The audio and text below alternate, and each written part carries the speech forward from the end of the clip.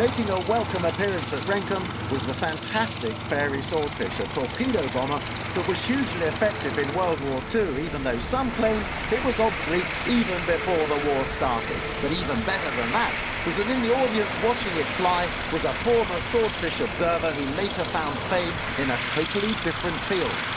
The music producer, Sir George Martin.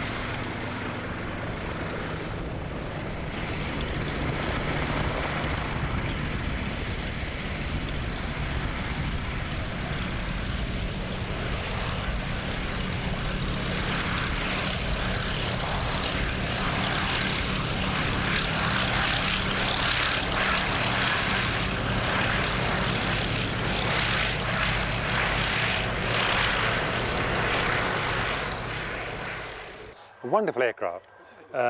It was a front-line aircraft for the Navy at the beginning of the war, and of course it was pretty well obsolete.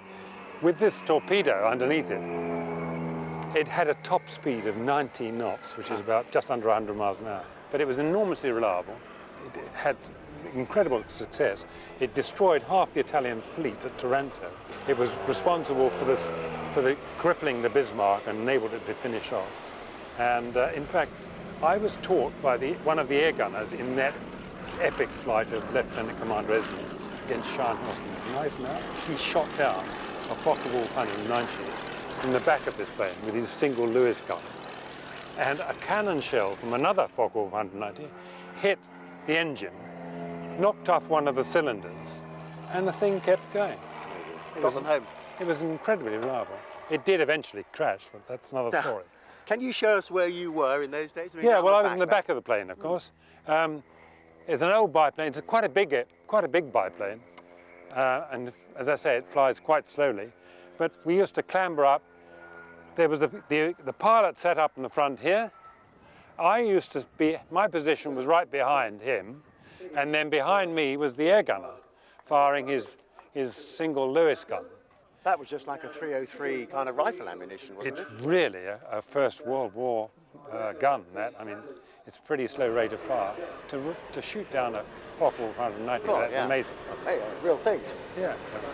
Do you think that set you up for the rest of your life then? I mean, you must have had a lot of courage and encouragement to get on and do that. Do you think that was a good start to your early life? I was 17 in 1943. I knew I had to be in the services. I chose what I thought would be a good way of doing things. And I was very lucky. I had a great war, really. It's a terrible thing to say. But I was really very lucky. And I guess being in the Navy did teach me a lot of things. A great deal of comradeship, obviously discipline, and getting things done as efficiently as possible with the minimum of fuss. That's what the Navy's about.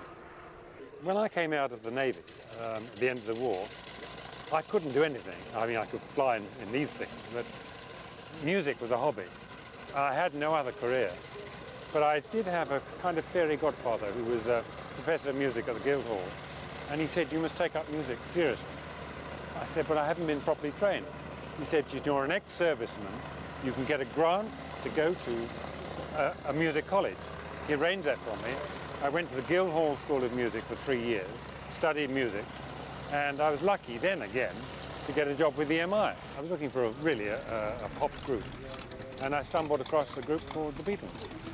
And nobody wanted them, but I did. So I signed them up, and we know where we are now.